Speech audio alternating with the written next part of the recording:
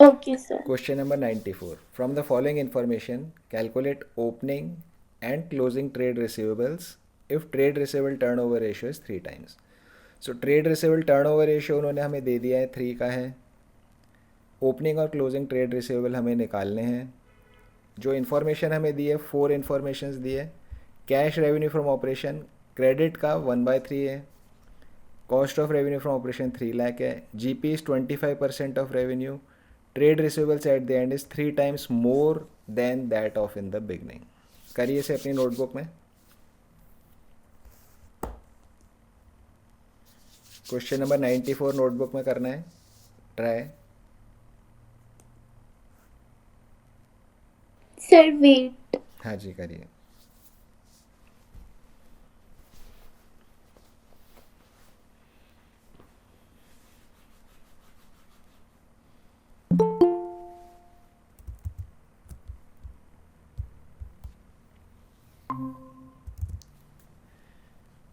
Question number 94 करना है वाणी अपनी नोटबुक में.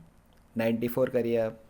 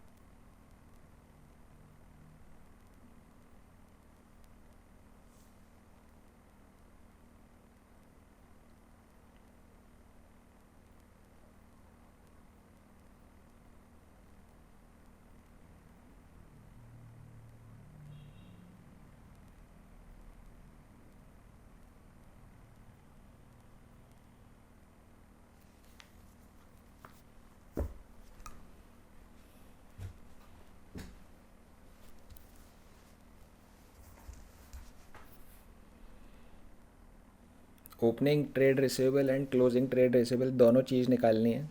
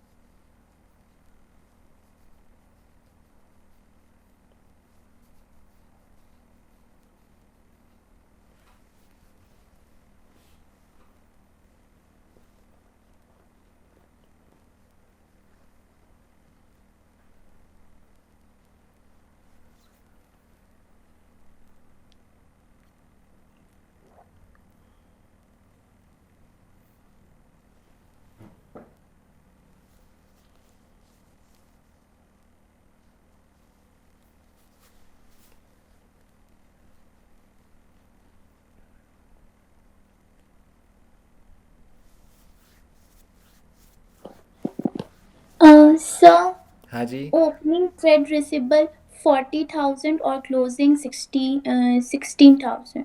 No, 1,60,000. Okay good. आपने बिल्कुल ठीक कर दिया. वाणी को सॉल्व करना है.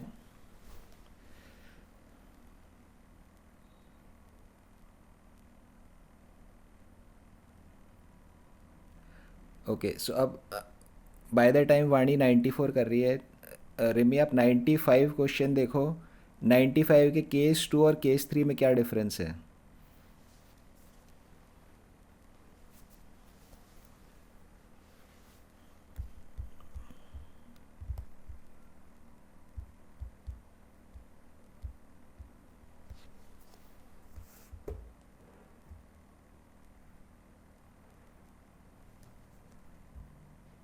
सर क्लोजिंग ट्रेड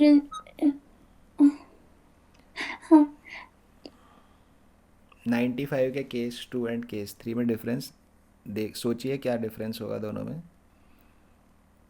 सर ऊपर 3x लेके सॉल्व करेंगे और नीचे 4x, ओके गुड, क्योंकि नीचे मोर। ठीक है ठीक है। सो आप वेट करिए जब तक वाणी सॉल्व कर रही है। सर बनाना है। नहीं नहीं बनाना, सेम क्वेश्चन है, रहने दीजिए।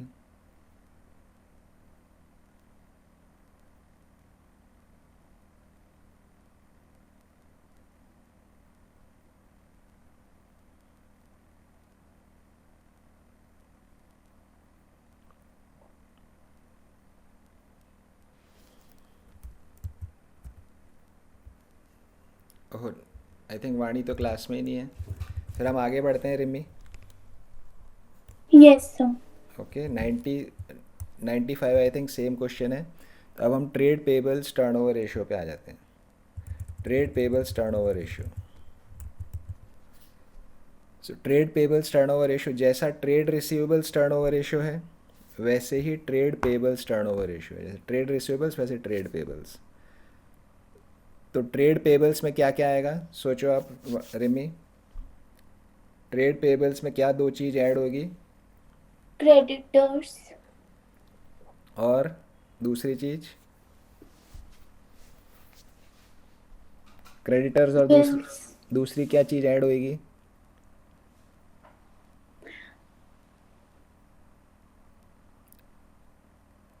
पिछले वाले बिल्स रेशियो का payable. Bills bills payable. Payables, हाँ बिल्कुल उल्टा है। जैसे वहाँ ट्रेड रिसीवेबल टर्नओवर रेशियो था, यहाँ पे ट्रेड पेबल्स टर्नओवर रेशियो है। वहाँ सन्ड्री डेटर्स होता है या सन्ड्री क्रेडिटर्स होता है। वहाँ बिल्स रिसीवेबल होता है, बिल्स पेबल होता है। वहाँ क्रेडिट सेल्स होता है, यहाँ पे क्रेडिट परचेजेस होता है। तो बिल्कुल पहले वाले रेशियो का ये उल्टा है।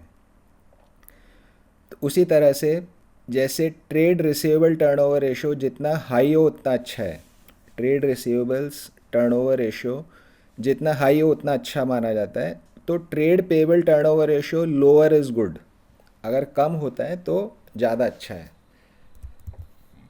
ये थोड़ा सा समझाना पड़ेगा।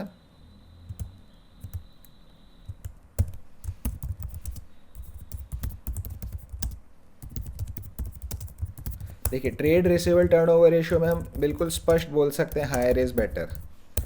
जितना ज़्यादा होगा उतना अच्छा होगा। ये हमें दिखा रहा है कि हम जो उधार पे सामान बेच रहे हैं, जो हम उधार पे सामान बेच रहे हैं उसका कलेक्शन हमारा जल्दी जल्दी हो रहा है ना। तो हायर जब होता है ये क्या दिखाता है? The collection for credit sales is fast, मतलब उधार पे सामान बेचा, जल्दी से पैसा हमें मिल रहा है। तो पैसा जल्दी मिलना is a good thing. Trade payables turnover ratio,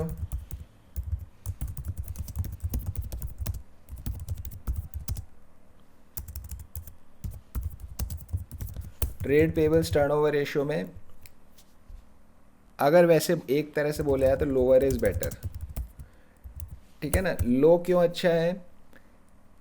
क्योंकि ट्रेड पेबल मतलब क्या हुआ? जो हमने सामान उधार पे ख़रीदा, हमने सामान उधार पे ख़रीदा तो हम किसी सामने वाले को पैसे देते हैं। अब ये कम है, इसका मतलब क्या है कि हम देर से पेमेंट कर रहे हैं सामने वाले की। जिससे भी हमने सामान उधार पे ख़रीदा है उसको हम देर से पेमेंट कर रहे हैं।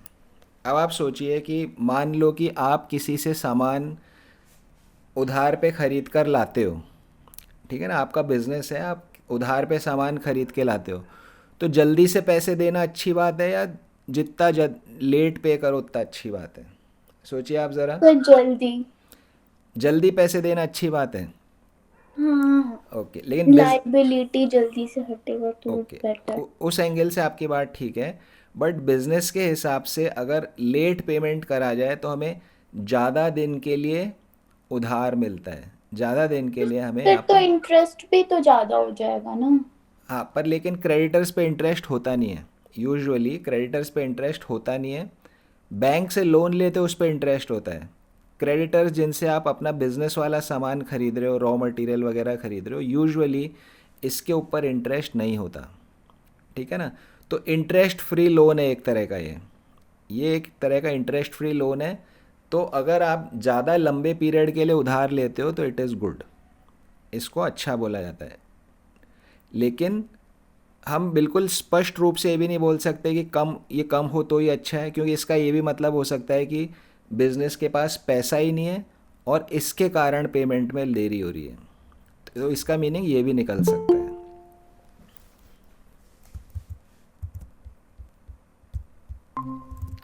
ठीक है ना। तो दोनों तरह की इसके अंदर बात है। अगर ये हाई हुआ, अगर ये हाई है, आपका trade payable turnover ratio high है, तो इसका मतलब क्या निकल रहा है कि आप सफिशिएंट क्रेडिट ले नहीं रहे हो, कि भाई आपको उधार जितना मिलना चाहिए उतना आप ले नहीं रहे हो। तो हाई भी अच्छा नहीं है, high is also not good. ठीक है ना, कि it shows that you are not getting sufficient credit, sufficient लंबे पीरियड के लिए आपको यहाँ पे क्रेडिट मिल नहीं रहा है। ठीक है ना। लो अच्छा है, बट लो के अंदर भी एक खराबी ये हो सकती है कि it may also indicate that business is delaying payments due to insufficient funds, कि बिजनेस के पास पैसा ही नहीं है इसलिए लेट में पेमेंट करी जा रही है। तो ट्रेड पेबल टर्नओवर रेशियो में आप बिल्कुल क्लियरली नहीं बोल सकते कि हाई अच्छा है या लो अच्छा है। ठीक है ना। हाई भी अच्छा नहीं है, लो भी अच्छा नहीं है। तो हमें सिर्फ ट्रेड पेबल टर्नओवर रेशियो देख करके हम जजमेंट नहीं कर सकते, हमें इसके साथ और दूसरी बातें भी देखनी पड़ेगी कि भाई लो है और टाइम पे पेमेंट हो रहा है ना, तो फिर वो अच्छा है। कि ट्रेड पेबल टर्नओवर रेशियो लो आ रहा है और टाइम पे पेमेंट हो रहा है, मतलब जिनसे मैं सामान खरीद रहा हूँ उनसे मैंने ऐसे नेगोशिएट कर रखा है कि 6 महीने बाद मैं पेमेंट दूंगा, 5 महीने बाद पेमेंट दूंगा, तो मैंने क्रेडिट पीरियड उनसे अच्छा ले रखा है। तो आपको क्या ध्यान रखना है इसमें अगर आंसर देना है तो, मान लीजिए आपका प्रैक्टिकल है, वाइवा में टीचर पूछ रहे हैं आपसे कि ट्रेड पेबल टर्नओवर रेशियो ज़्यादा अच्छा है या कम अच्छा है, तो इसके अंदर क्लियरली नहीं बोला जा सकता कि ज़्यादा अच्छा है या कम अच्छा है। हाई जो है वो ये दिखा रहा है कि आप सफिशिएंट क्रेडिट नहीं ले रहे हो। लो इज़ गुड, लो दिखाता है कि क्रेडिट अच्छा मिल रहा है, बट ये आपको इस साथ में ये भी दिखा सकता है कि बिजनेस पेमेंट अननेसेसरी डिले कर रहा है पैसे की कमी के कारण, तो फिर वो आपका वहाँ पे गलत हो जाएगा। Otherwise low is better. तो ये आपको यहाँ पे ध्यान रखना है। ट्रेड रिसीवेबल टर्नओवर रेशियो में क्लियर बात है, हाई इज़ बेटर। जितने हमने पीछे प्रॉफिटेबिलिटी रेशियोज पढ़े सबके अंदर high is better. Inventory turnover में हाई इज़ बेटर। पहला रेशियो ऐसा आया है ट्रेड पेबल्स का जिसमें आप स्पष्ट नहीं बोल सकते कि हाई अच्छा है लो अच्छा है, क्योंकि दोनों ही कुछ कमी को दर्शाते हैं। तो इसको आपको यहाँ पे दोनों बात बोलनी है अगर टीचर आपसे आंसर पूछता है तो। एग्ज़ाम में लिखने में आता है तो भी आपको ये बात पूरी लिखनी पड़ेगी। चलिए अब इसके क्वेश्चन करते हैं। फॉर्मूला आसान सा है, फॉर्मूले में कोई दिक्कत नहीं है। जो ट्रेड रिसीवेबल का था उसी को हम यहाँ पे उल्टा कर देंगे। क्वेश्चन नंबर 96 देखते हैं। Calculate trade payables turnover ratio and average debt period. जैसे ट्रेड रिसीवेबल टर्नओवर रेशियो में एवरेज कलेक्शन पीरियड था, ट्रेड पेबल टर्नओवर रेशियो में एवरेज डेट पीरियड है, एवरेज डेट पेमेंट पीरियड है। यहाँ पे एवरेज कलेक्शन की जगह यहाँ पे एवरेज डेट पेमेंट पीरियड आ गया।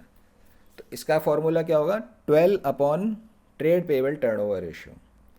अगर डेज में निकाल रहे हो तो 365 divided by trade payable turnover ratio. इसको कैलकुलेट करते हैं 96 को।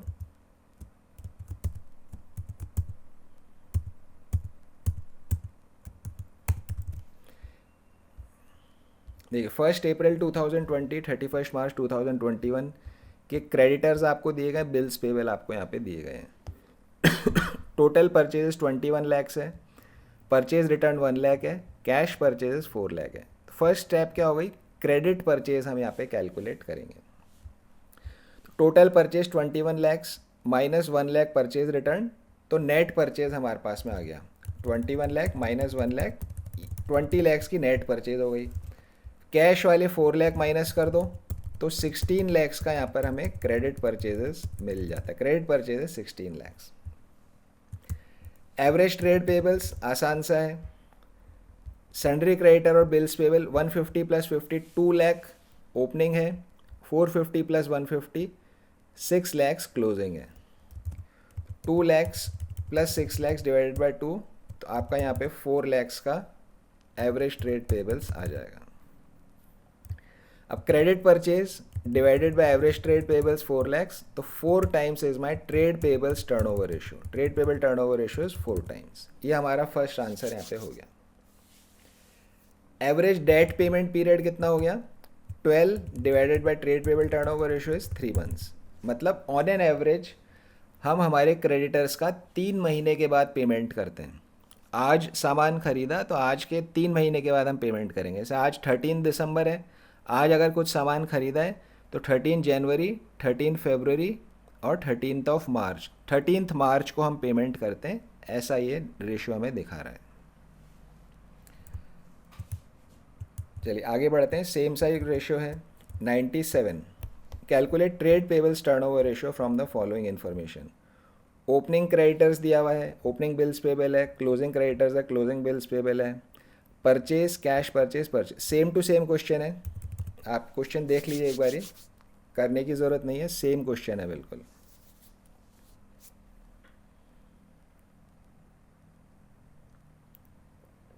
ओनली थिंग व्हाट, ऐसा टेबल की जैसे इन्फॉर्मेशन दिया गया है या आपको पैराग्राफ फॉर्म में इन्फॉर्मेशन दिया गया, अदरवाइज डिट्टो सेम क्वेश्चन है।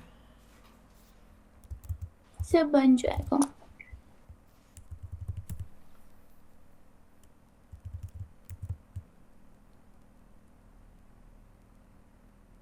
चलिए 98 करते हैं, 97 तो सेम सही है था। 98 calculate trade payables turnover ratio for the year 2020-21 each of the alternate cases. Alternate cases हैं, 4 क्वेश्चन अलग अलग हैं। Case 1, closing trade pebbles 45,000, net purchases 360, purchase return 60,000, cash purchases 90,000। Net purchase already दिया हुआ है तो परचेज रिटर्न को हम माइनस नहीं करेंगे। नेट परचेज दिया, परचेज रिटर्न को माइनस नहीं करेंगे, तो 360 जो है नेट परचेज 360 ही रहेगा।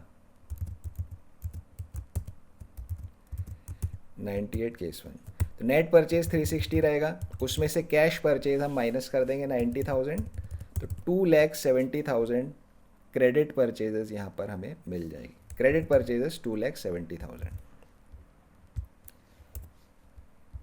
क्लोजिंग ट्रेड पेबल दिया हुआ है, ओपनिंग हमें गिवन नहीं है, तो हमने पढ़ा था जैसे ट्रेड रिसीवेबल टर्नओवर रेशियो में हमने देखा था, अगर सिर्फ एक ही दिया हुआ है तो उसी को हम एवरेज मान लेंगे। तो हम सीधा 45,000 से डिवाइड करेंगे, 2,70,000 divided by 45,000 gives me 6 times. यहाँ पर trade payable turnover ratio is 6 times. Average debt payment period 12 divided by 6, 12 divided by 6 is 2 months. तो यहाँ पे 2 महीने का आपको क्रेडिट मिलता है ऑन एन एवरेज। पिछले वाले क्वेश्चन में कितना मिल रहा था? पिछले वाले में हमें 3 मंथ्स का मिल रहा था, यहाँ 2 महीने का मिल रहा है। तो ऊपर वाला जो था वो अच्छा नहीं था, ये वाला आपको, सॉरी, ऊपर वाला आपका अच्छा था, ये वाला आपका अच्छा नहीं है, क्यों? आपको इसको कंपेयर करना है। 6 टाइम्स, यहाँ 6 टाइम्स है और यहाँ पर आपका इस वाले क्वेश्चन में 4 टाइम्स था। तो lower the better trade payable turnover ratio, इसलिए वो आपका ऊपर वाले क्वेश्चन का बेटर था। Case 2, opening trade payables, closing trade pebbles, net purchases. आसान सा है, नेट परचेज दिया हुआ है, ओपनिंग क्लोजिंग से एवरेज निकाल लेंगे, आई थिंक आराम से हो सकता है। हम आगे बढ़ते हैं। नेट परचेज दिया हुआ है, सिर्फ क्लोजिंग दिया हुआ है, इसी को डिवाइड कर देंगे, ये भी आसान सा है। केस 4, केस 4 समझने का आप देखिए, क्लोजिंग ट्रेड पेबल्स 55,000 है, including 25,000 due to a supplier of machinery. Closing trade payables आपके 55,000 के हैं, including 25,000 due to a supplier of machinery. किसी से आपने मशीन खरीदी थी, उसके 25,000 रुपये देने थे, वो भी आपका ट्रेड पेबल्स में जोड़ा हुआ है। 55 में से 25 मशीन के क्रेडिटर का है। Net credit purchase 3,60,000। अब इसमें हमें क्या समझना है कि क्रेडिटर हमेशा वो होता है जो जिस चीज़ का हम बिज़नेस कर रहे हैं उसकी खरीदी अगर हमने करी है वो क्रेडिटर होता है। जिस चीज़ का हम बिज़नेस कर रहे हैं, मान लीजिए कि मैं कपड़े बनाकर बेचता हूँ, तो मैंने कहीं से रुई खरीदी या कपड़े पे रंगने का रंग खरीदा, इन चीज़ों को जब मैं खरीद रहा हूँ वो लोग मेरे क्रेडिटर हैं इस रेशियो के पर्पस के लिए। अगर मैंने मशीन खरीदी, कपड़ा बनाने की मशीन खरीदी है, उसका क्रेडिटर इस रेशियो में कंसीडर नहीं किया जाएगा। सिमिलरली ट्रेड रिसीवेबल वाले में भी, ट्रेड रिसीवेबल में उन्हीं लोगों को लेना है जिनको आपने जिसका बिजनेस कर रहे हो उसका सामान बेचा, वो वाले लोगों को आपको लेना है। मान लीजिए कि आपने अपनी कोई मशीन बेची और किसी से पैसा लेना है आपको, तो वो ट्रेड रिसीवेबल टर्नओवर रेशियो में नहीं आएगा। इसलिए यहाँ पर क्लोजिंग ट्रेड पेबल कितना होगा, 55 माइनस 25, 55 माइनस 25 विच इज़ 30,000 यहाँ पर आपको लेना है।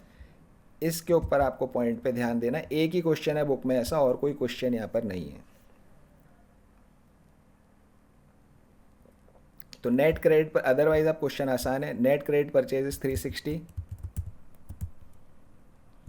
Net credit purchase 360 divided by average trade pebbles 30,000 कैसे आया, 55,000 माइनस 25,000। 25 माइनस क्यों किया, क्योंकि वो मशीन से रिलेटेड क्रेडिटर था, जिस चीज़ का हम बिज़नेस कर रहे हैं उससे रिलेटेड क्रेडिटर वो नहीं था, इसलिए उसको हम यहाँ पे माइनस कर देंगे। तो 12 टाइम्स का ट्रेड पेबल टर्नओवर रेशियो आ गया।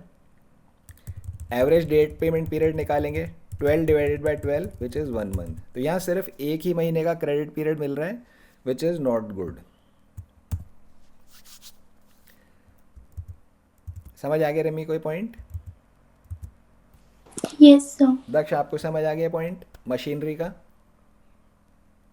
Yes sir. ओके, तो ये ध्यान रखना है, पूरे बुक में यहाँ एक ही क्वेश्चन है बस इस तरह का, इसे भूलना नहीं है।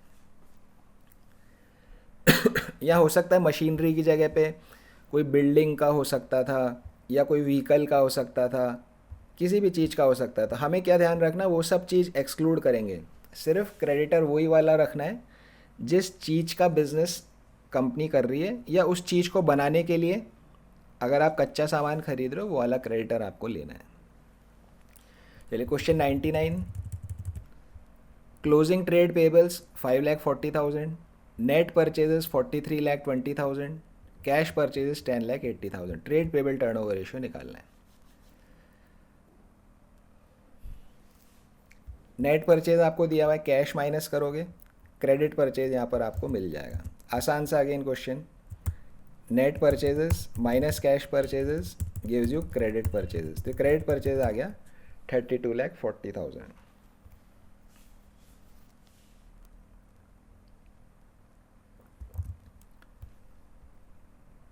उसके बाद क्लोजिंग ट्रेड पेबल्स दिया हुआ है क्वेश्चन ने, और कुछ है नहीं एवरेज निकालने के लिए, तो इसी से हम डिवाइड कर देंगे 540 से।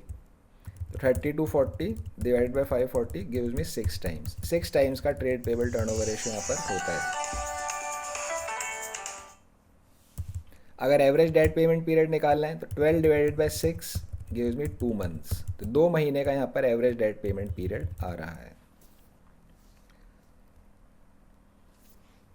तो सारे क्वेश्चन सेम सही हैं, कुछ भी उनमें अलग नहीं है। क्वेश्चन 100 देखते हैं। From the following information calculate opening and closing trade pebbles. Okay, ये क्वेश्चन आप लोगों को अपनी नोटबुक में करना है, ये बेटर क्वेश्चन है पहले वालों से। 100 को करेंगे अपनी नोटबुक में सब लोग। Question number 100, this is good question.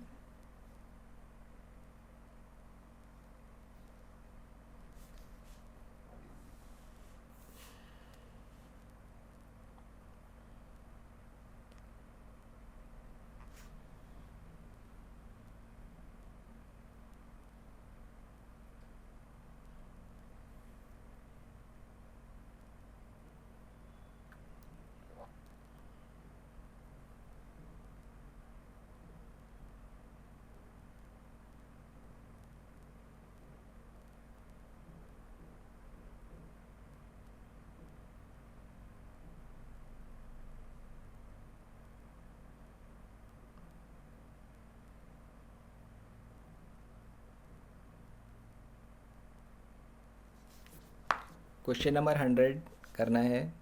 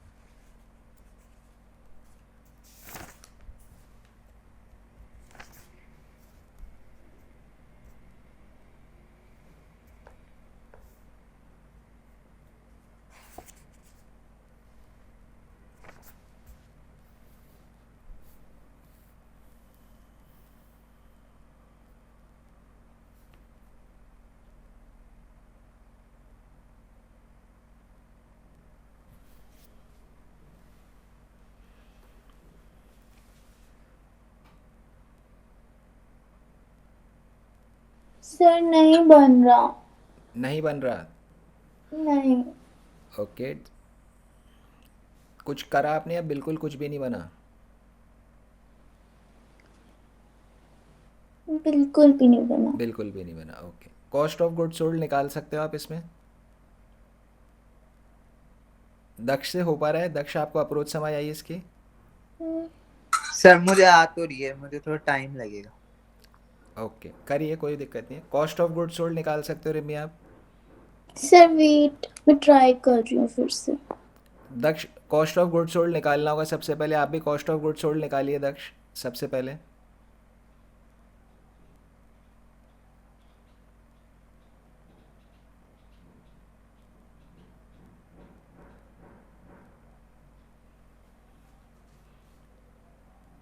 Cost of good sold निकालना है दक्ष। सर 2,25,000 2,25,000। 2,25,000। एक मिनट, चेक कर लेते हैं। बिल्कुल ठीक है, कॉस्ट ऑफ गुड सोल्ड आपने निकाल लिया है। अब कॉस्ट ऑफ गुड सोल्ड को यूज़ करके परचेजेस निकाल लो, टोटल परचेजेस।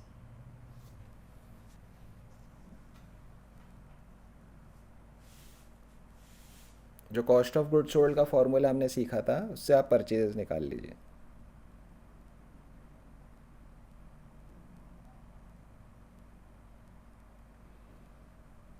सर मेरा भी निकल गया।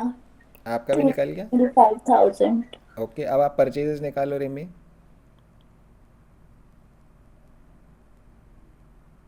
दोनों जनों को टोटल परचेजेस निकालनी है, कितनी होगी? Sir 3 lakh cost of revenue plus closing minus opening. हाँ जी, कितना आया? 3 लैक्स, 3 लाख। बिल्कुल ठीक है। तो ये आपको टोटल परचेजेस मिल गई। अब क्रेडिट परचेज निकाल लो।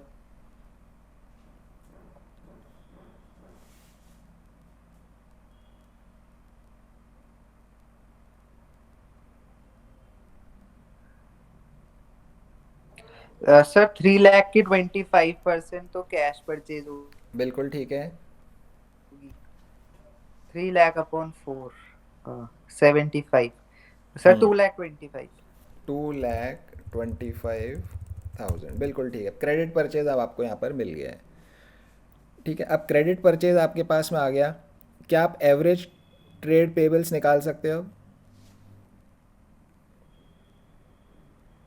Sir 1 minute. Average trade payables निकालना है आपको। सर वही 3 is equal to yes yes 225 upon yes yes वो, यस। तो सर 3 अपॉन 225। हाँ, कितना आएगा? सर 75।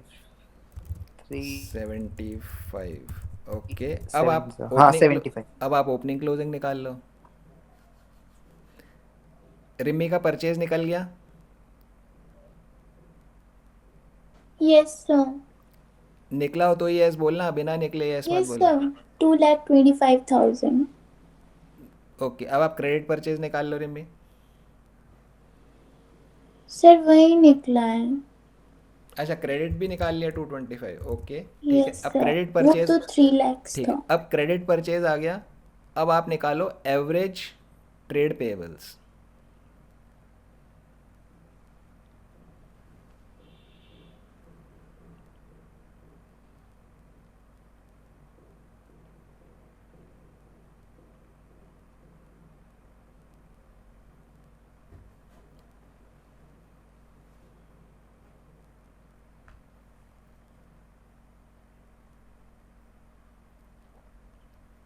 एवरेज ट्रेड पेएबल्स निकालना है रिमी को।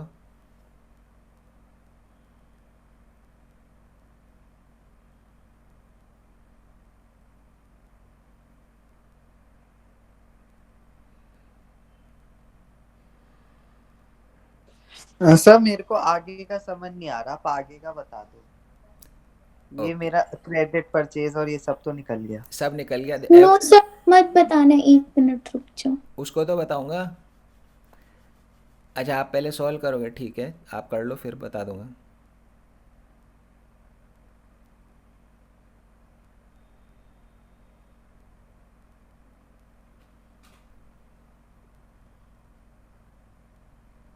आगे का तो आसान सा था दक्ष, आराम से आप कर सकते थे। इस स्टेप के ऊपर कल काफ़ी सारे क्वेश्चंस किए थे।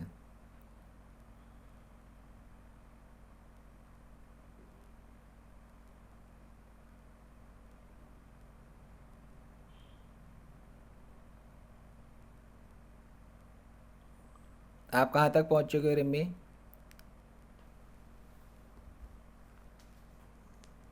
सर बस हो गया। सर ऐसे ही तो होगा, 75 is equal to X plus 75,000 upon 2। Yes, बस इतना ही करना है बस, और एक्स के लिए सॉल्व कर लीजिए। ओके तो ये तो हो गया सर, 37,500 और 1,12,500। बस ये दोनों नीचे आंसर लिखे हुए हैं।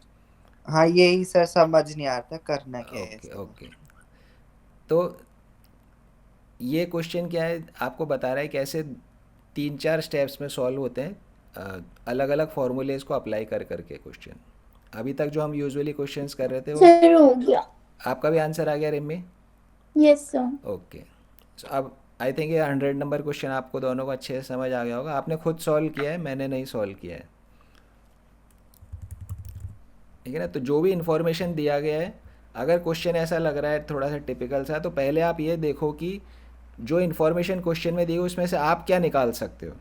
क्वेश्चन ने जो पूछा दैट इज़ सेकेंडरी, उसको बाद में देखेंगे। पहले हम ये देखते हैं हम क्या क्या इसमें से निकाल सकते हैं।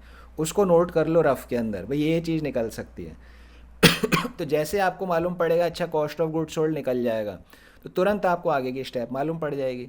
फर्स्ट स्टेप क्या थी? रेवेन्यू फ्रॉम ऑपरेशंस और ग्रॉस प्रॉफिट को यूज़ करके कॉस्ट ऑफ गुड्स सोल्ड निकालना। जैसे ही मैंने आपको ये स्टेप बताई, आगे की आप लोग तुरंत तुरंत करते जा रहे थे। सो रेशो में क्या करना है, ध्यान, क्वेश्चन ने जो पूछा है उसके बारे में सीधा नहीं सोचना। पहले आप ये सोचो कि जो इन्फॉर्मेशन दी गई उससे आप क्या क्या निकाल सकते हो, तो उससे आपको आगे का रास्ता अपने आप यहाँ पे समझ आ जाएगा। चलिए, तो ट्रेड पेबल्स टर्नओवर रेशियो हो गया है। नेक्स्ट आ गया वर्किंग कैपिटल टर्नओवर रेशियो। ये भी सिमिलर रेशियो है, वर्किंग कैपिटल टर्नओवर रेशियो भी। वर्किंग कैपिटल का फॉर्मूला होता है current assets minus current liabilities. अब करंट एसेट्स क्या होते हैं, करंट लाइबिलिटीज़ क्या होती है, वो सब हम करेंगे जब हम इस चैप्टर के स्टार्टिंग में वर्किंग कैपिटल रेशियोज करेंगे। अभी के लिए इतना काफ़ी है, current assets minus current liabilities से वर्किंग कैपिटल हमें मिलता है। Sir assets which can be converted into cash in 1 year, यही होते हैं करंट एसेट्स। हाँ, यही होता है, लेकिन उसमें थोड़ी और डेफिनेशन होती है, बट मोटा मोटा यही है कि ऐसे एसेट्स जिनको अगले एक साल में कैश में कन्वर्ट किया जा सके तो करंट एसेट्स कहलाते हैं। फॉर एग्ज़ाम्पल, जैसे मान लीजिए मेरे पास में स्टॉक पड़ा हुआ है, मैं जिस भी चीज़ का बिज़नेस कर रहा हूँ मेरे पास उसका स्टॉक है। मान लीजिए मेरे पास खिलौने की बिज़नेस है, तो अब मैं खिलौने खरीदूँगा बेचूँगा, कितने दिन में बिक जाएंगे? भाई आज मैं अगर ख़रीद के लाया हूँ तो 1 महीने में, 2 महीने में, 3 महीने में, और ज़्यादा कर लो 6 महीने में तो खिलौने बिक ही जाएंगे। ठीक है ना?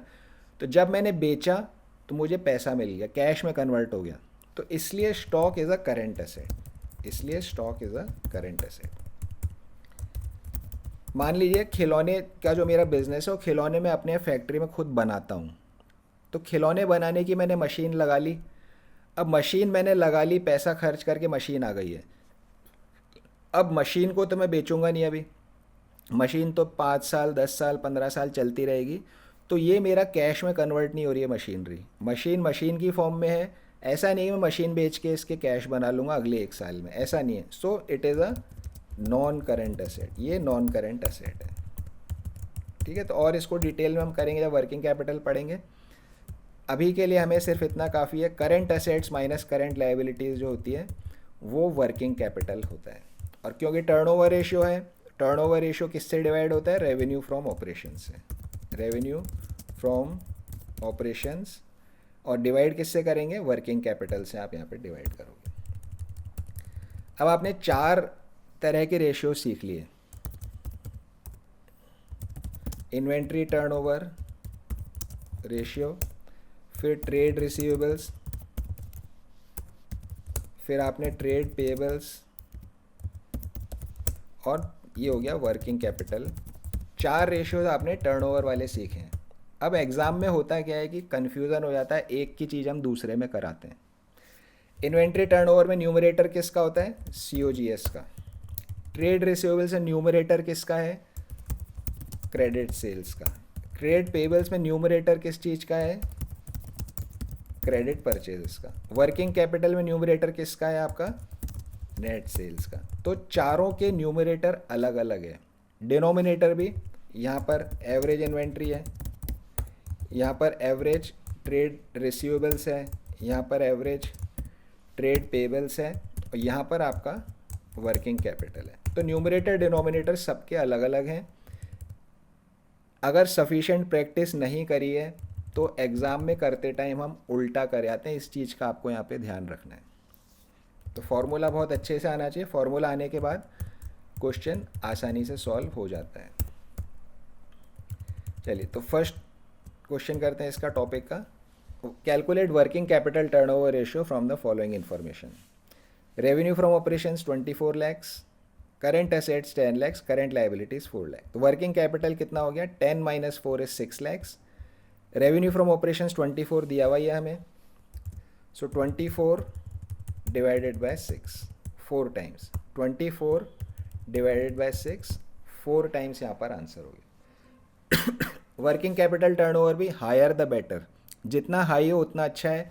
ये बताता है कि हमारी वर्किंग कैपिटल बहुत फास्ट बिजनेस में रोटेट कर रही है, हमारी वर्किंग कैपिटल बिजनेस में बहुत फास्ट रोटेट कर रही है। तो higher the better, working capital turnover ratio जितना ज़्यादा होगा उतना अच्छा यहाँ पर माना जाएगा। Question 102, from the following information calculate working capital turnover ratio. Cost of goods sold 5 lakhs, current assets, current liabilities. अब देखिए यहाँ पे कॉस्ट ऑफ गुड्स सोल्ड दे दिया, रेवेन्यू फ्रॉम ऑपरेशंस हमें यहाँ पर नहीं दिया गया, पर हमने तो फॉर्मूला यही सीखा था कि रेवेन्यू फ्रॉम ऑपरेशंस न्यूमरेटर में आता है वर्किंग कैपिटल टर्नओवर रेशियो के अंदर। अगर रेवेन्यू फ्रॉम ऑपरेशंस ना दिया हो तो आप कॉस्ट ऑफ गुड्स सोल्ड से भी इस रेशियो को निकाल सकते हो, यह आपको यहाँ पर बात ध्यान रखनी है। तो अगर रेवेन्यू फ्रॉम ऑपरेशंस नहीं है तो cost of revenue from operation से भी इस रेशियो को निकाला जा सकता है। तो ये जो हमने फॉर्मूला यहाँ सीखा था, डिलीट कर दिया उसको, ये रहा। तो working capital turnover ratio net sales और COGS, न्यूमरेटर में दोनों में से एक चीज़ आ सकती है, लेकिन अगर नेट सेल दिया हुआ है तो COGS से नहीं करना है, नेट सेल ना हो तो ही COGS को न्यूमरेटर में आप यहाँ पे यूज़ करोगे। ये आपको यहाँ पे बात ध्यान रखनी है। बाकी आसान है। करंट एसेट्स में से करंट लाइबिलिटी माइनस कर देंगे तो 1 लाख हो गया मेरा working capital, 1 lakh working capital आ गया। Cost of revenue from operations divide by working capital, 5 times यहाँ पर हमारा वर्किंग कैपिटल टर्नओवर रेशियो आ गया है। 103। चलिए 103 आप लोग अपने आप करेंगे अपनी नोटबुक में। रेवेन्यू फ्रॉम ऑपरेशंस की इन्फॉर्मेशन है, cash sales 5 lakhs, credit sales 6 lakhs, sale return 1 lakh, current assets 3 lakh, current liability 1 lakh, working capital turnover ratio calculate करना है। क्वेश्चन 103 करेंगे नोटबुक में।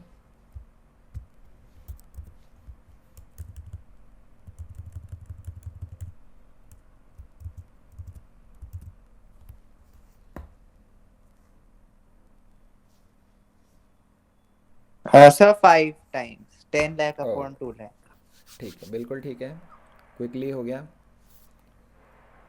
रिमी आप कंप्लीट करिए।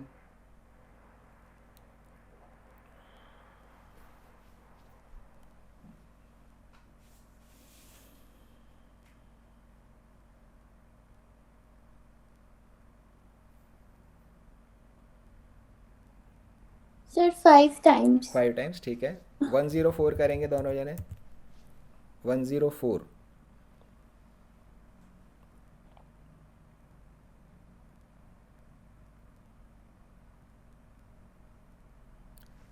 देखिए 104 में इक्विटी शेयर कैपिटल दिया हुआ है। हमने जो रेशियो सीखा उसमें इक्विटी शेयर कैपिटल का कोई काम होता नहीं है, तो ये सिर्फ कंफ्यूज करने के लिए यहाँ दिया गया। इक्विटी शेयर कैपिटल को आपको इग्नोर करना है, इसका कोई काम नहीं है इस रेशियो में।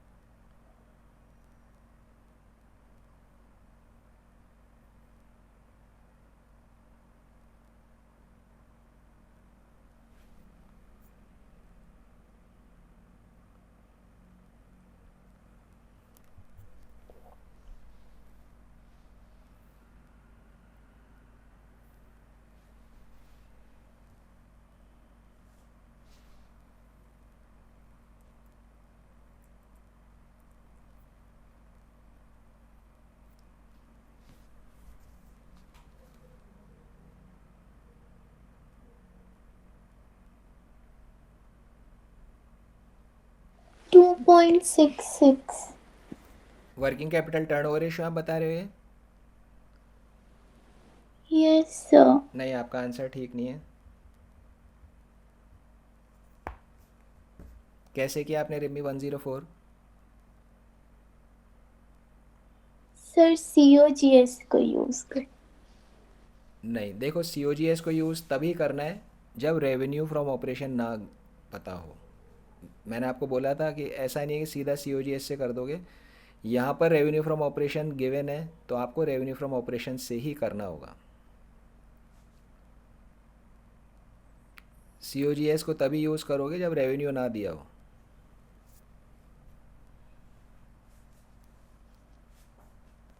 तो रेवेन्यू फ्रॉम ऑपरेशन निकालो, इसमें कितना होगा?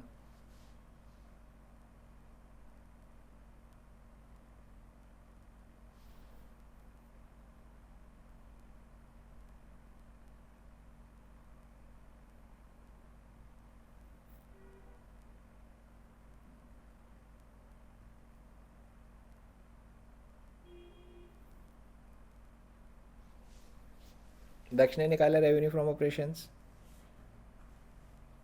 सर 1 मिनट में कर रहा हूँ, मेरा गलत हो गया था। ओके।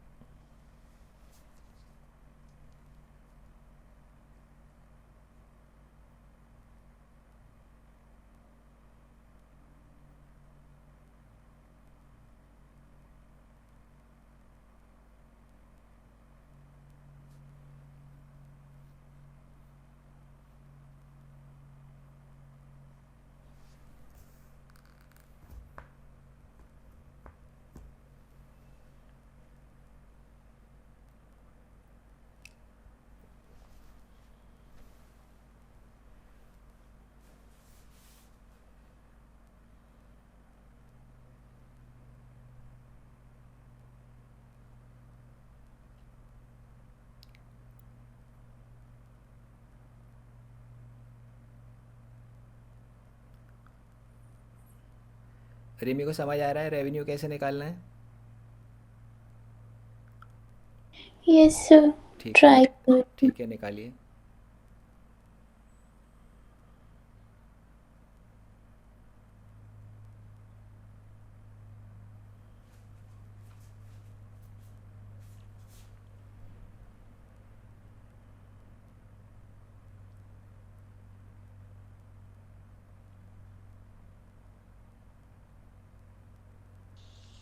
सर ऐसे ही निकलेगा ना, x is equal to 20 lakh plus x upon 3। X किसको माना आपने? सर उसे, सर नेट सेल्स को, नेट सेल्स को आपने एक्स माना, ठीक है। नेट सेल्स अगर एक्स है तो ग्रॉस प्रॉफिट कितना होगा? x/3। x/3, ठीक है। तो x minus x/3 equal 20 lakhs. अब x यस के लिए सर, आप इसे तो सॉल्व कर दीजिए। Sir 30 lakh, 30 lakh upon 7.5 to 4। बस बिल्कुल ठीक है, correct answer.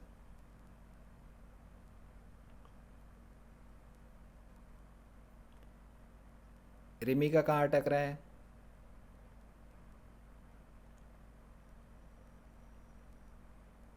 Sir 1 minute.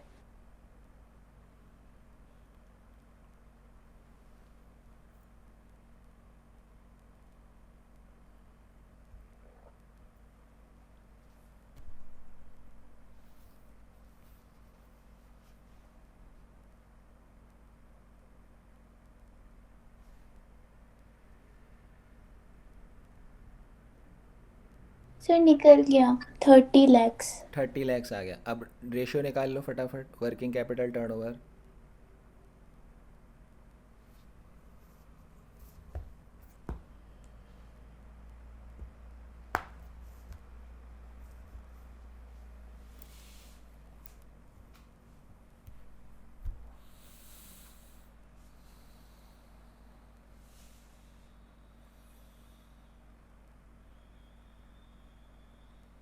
4 times.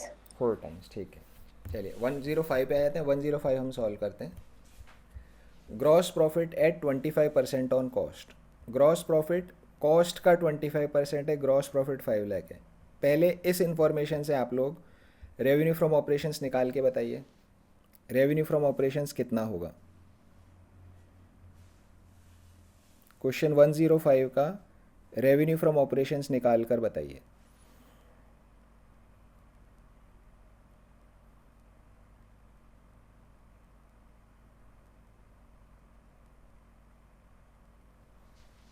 Sir 6 lakh. 6 lakh revenue from operations, शायद सही नहीं है, नहीं गलत है। 6 लाख दक्ष,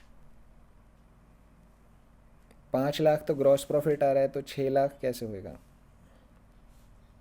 हाँ ओके सर, एक minute.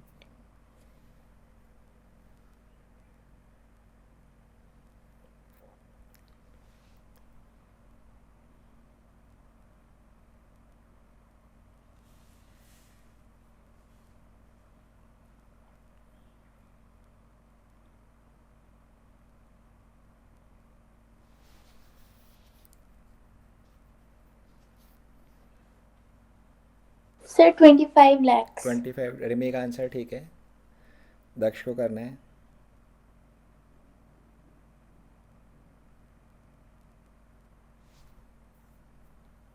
Yes sir, 25 lakh. 25 lakhs. तो रेवेन्यू फ्रॉम ऑपरेशन हमने निकाल लिया, ठीक है ना। अब बात आई वर्किंग कैपिटल निकालने की। वर्किंग कैपिटल निकालने के लिए फॉर्मूले याद होने चाहिए, दैट इज़ फाइन, बट एक आसान तरीका होता है कि आप बैलेंस शीट बना लो, ठीक है ना। हमने एक यहाँ पे एक बैलेंस शीट बना रखी, लाइबिलिटीज़ अमाउंट, असेट्स अमाउंट। अब देखिए क्या क्या दिया हुआ। Equity share capital liability side में आता है, हमने डाल दिया शेयर कैपिटल 10 लैक्स, ये लाइबिलिटी साइड में आ गया। रिजर्व्स एंड सरप्लस, ये भी लाइबिलिटी साइड में आता है, इसको भी हमने डाल दिया 2 लैक्स, ये भी इधर आ गया। लॉन्ग टर्म लोन्स, ये भी लाइबिलिटी है, लंबे पीरियड के लोन्स हमने ले रखे हैं, इसको भी लाइबिलिटी साइड में लिख दीजिए, 3 lakh rupees long term loans. Fixed assets net, net का मतलब क्या है? डेप्रिसिएशन कटने के बाद वाले, तो हमें तो यही चाहिए होता है, आफ्टर डेप्रिसिएशन वाला ही चाहिए होता है। फिक्स्ड असेट्स को असेट साइड में लिखेंगे 10 लाख रुपीज़, ये 10 लाख रुपीज़ यहाँ पर आ गया, ठीक है ना। अब जो इन्फॉर्मेशन क्वेश्चन ने मुझे दी उसके हिसाब से बैलेंस शीट ऐसी बन रही है। Share capital 10 lakhs, reserve surplus 2 lakhs, long term loans 3 lakhs, इधर आ गया फिक्स्ड असेट्स। अब बैलेंस शीट है, असेट और लाइबिलिटी साइड मैच होनी चाहिए, तो इधर 15 लैक्स का टोटल है लाइबिलिटी साइड में, असेट साइड में 10 लाख रुपीज़ का टोटल है। मतलब असेट साइड में कुछ चीज़ कम है। अब वो चीज़ क्या कम होगी भाई, असेट दो ही तरह के होते हैं, फिक्स्ड असेट्स या करंट असेट्स। तो इट मीन्स यहाँ पर करंट असेट्स मेरे 5 लाख रुपीज़ के आ गए, तो इससे मुझे वर्किंग कैपिटल मिल गई विच इज़ 5 लैक्स। अब आप बोलोगे कि भाई वर्किंग कैपिटल तो सी ए माइनस सी एल होती है, तो सी एल कहाँ गया, ठीक ठीक है ना, सी ए माइनस सी एल, तो सी एल कहाँ चला गया।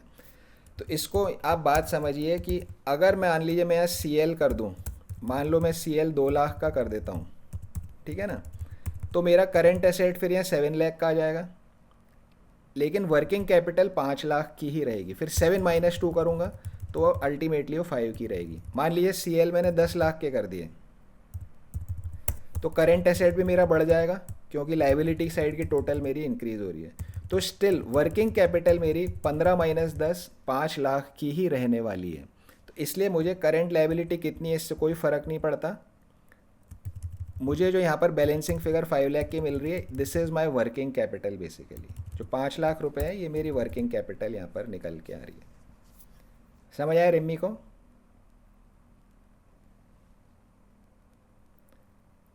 सो हाँ एक जी, बार फिर से रिपीट कर दीजिए ना। ठीक है। दक्ष को समझ आया था? हाँ जी सर, आ गया। ओके। तो देखो रिमी, अगर इस तरह क्वेश्चन में एक तो तरीका क्या, फॉर्मूले याद रखो, share capital plus reserve and surplus plus long term loans minus fixed assets, ऐसे करके आप फॉर्मूले याद रखो, that is one option. Second option आसान क्या है, एक छोटी सी बैलेंस शीट बना लो रफ के अंदर, शेयर कैपिटल लाइबिलिटी साइड में आता है, रिजर्व सरप्लस लाइबिलिटी साइड में आता है, long term loan liability side में आता है, तीनों को हमने डाल दिया, 15 लैक्स यहाँ पर हो गया। फिर क्वेश्चन ने मुझे दिया फिक्स्ड एसेट्स, वो असेट साइड में मैं डाल दूंगा, तो 10 लाख रुपीज़ मैंने इधर डाल दिया। बस क्वेश्चन में इतनी इन्फॉर्मेशन है। अब लाइबिलिटी साइड का टोटल इज़ 15, असेट साइड का टोटल इज़ 10, असेट साइड में कुछ कम दिख रहा है यहाँ पे। क्या काम होगा भाई, असेट्स दो ही होते हैं, फिक्स्ड एसेट्स करंट एसेट्स, तो 5 लाख रुपीज़ मुझे यहाँ पर करंट एसेट्स मिल गया। तो 5 लाख ही मेरा वर्किंग कैपिटल है, क्योंकि इधर करंट लाइबिलिटी हमने जीरो अज्यूम कर ली, इसलिए 5 लाख की करंट मेरी वर्किंग कैपिटल है। अब पॉइंट क्या है यहाँ पे कि आप सोचो भाई करंट लाइबिलिटी भी कुछ होनी चाहिए। तो अगर मान लो मैं करंट लाइबिलिटी कुछ मान लेता हूँ कि जैसे मान लिया करंट लाइबिलिटी 5 लाख में ले लेता हूँ, ठीक है ना, तो मेरा लाइबिलिटी साइड का टोटल जो है वो 20 लैक्स हो जाएगा। तो उस केस में फिर मेरी करंट एसेट भी बढ़ जाएंगे। कैसे बढ़ जाएंगे, 20 टोटल इधर का लाइबिलिटी का माइनस फिक्स्ड एसेट 10, तो करंट एसेट मेरा 10 लाख आएगा फिर। तो अब वर्किंग कैपिटल देखो कितनी होगी, 10 माइनस 5, अगेन वो 5 लाख ही आने वाली है वर्किंग कैपिटल। मान लो करंट लाइबिलिटी में 7 लैक्स लेता हूँ, तो लाइबिलिटी का टोटल 22 हो जाएगा, तो 22 माइनस 10, फिर करंट एसेट भी मेरे बदल के 12 लाख हो जाएंगे। तो वर्किंग कैपिटल 12 माइनस 7, अगेन वो 5 ही आएगा। तो करंट लाइबिलिटी कितना है उससे मुझे कोई फ़र्क नहीं पड़ रहा, जो इन्फॉर्मेशन क्वेश्चन ने दी उसके हिसाब से मुझे 5 लैक्स, इसको हम वर्किंग कैपिटल लिख देते हैं, ज़्यादा बेटर रहेगा। वर्किंग कैपिटल 5 लैक्स की मुझे यहाँ पर मिल रही है। समझ आ गया रिमी? यस है सर। ना। तो हमें सी एस सी एल अलग अलग निकालने की ज़रूरत नहीं है, जो डिफरेंस यहाँ पर आ रहा है that is my working capital 5 lakh rupees. अब रेवेन्यू आप लोगों ने 25 निकाला ही है, 5 लाख वर्किंग कैपिटल है, डिवाइड कर दीजिए 25/5 गिव्स यू 5 टाइम्स। तो बैलेंस शीट बना लो छोटी सी, बड़ा आसानी से हो जाता है, इंस्टेड ऑफ फॉर्मूले याद रखने के कि इसमें से माइनस करना है वो प्लस करना है, this is much easier. But otherwise आपको अगर फॉर्मूले याद है उससे भी आप इसे सॉल्व कर सकते हो। तो वो जो फॉर्मूले हैं share capital plus reserve and surplus, वो फॉर्मूले हम करेंगे जब इसके पहले वाले बैलेंस शीट रिलेटेड रेशियोज हम करेंगे, debt equity ratios, capital employed वाले रेशियो, उसमें हम उन फॉर्मूले को डिस्कस करेंगे। लेकिन वहाँ पर भी अगर बैलेंस शीट बना के कर रहे हो तो बहुत आसान आपको हो जाता है। चलिए question number 106. Capital employed 12 lakhs, net fixed assets 8 lakhs, cost of goods sold 4 lakhs, gross profit is 20% on cost.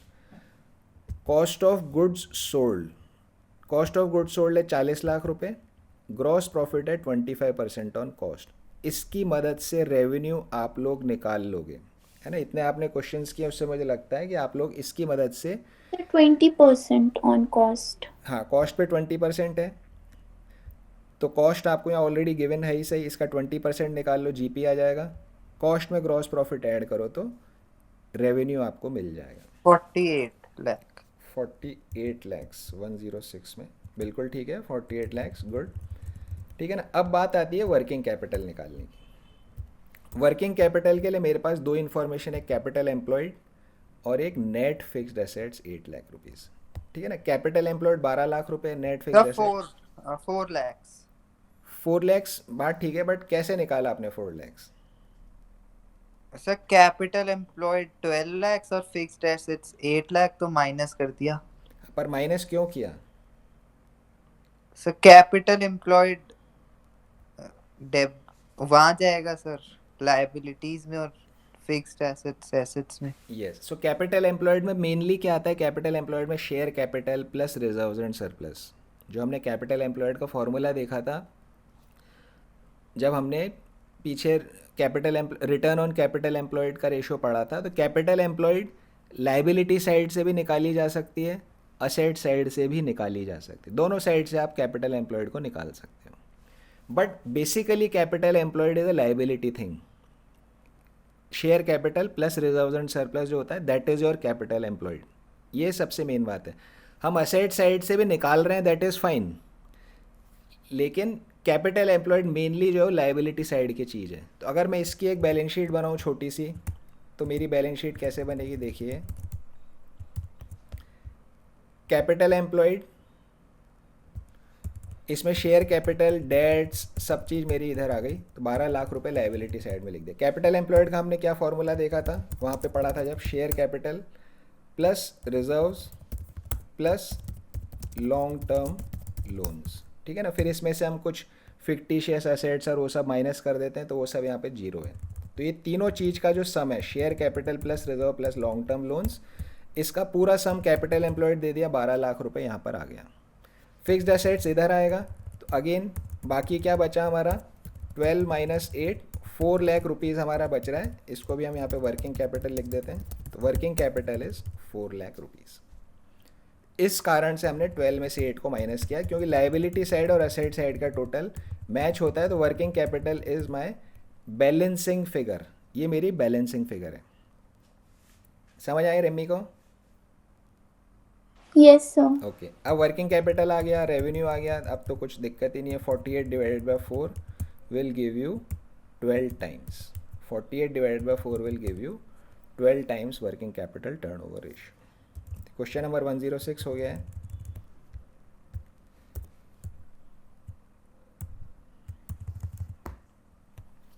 I think time हो गया है.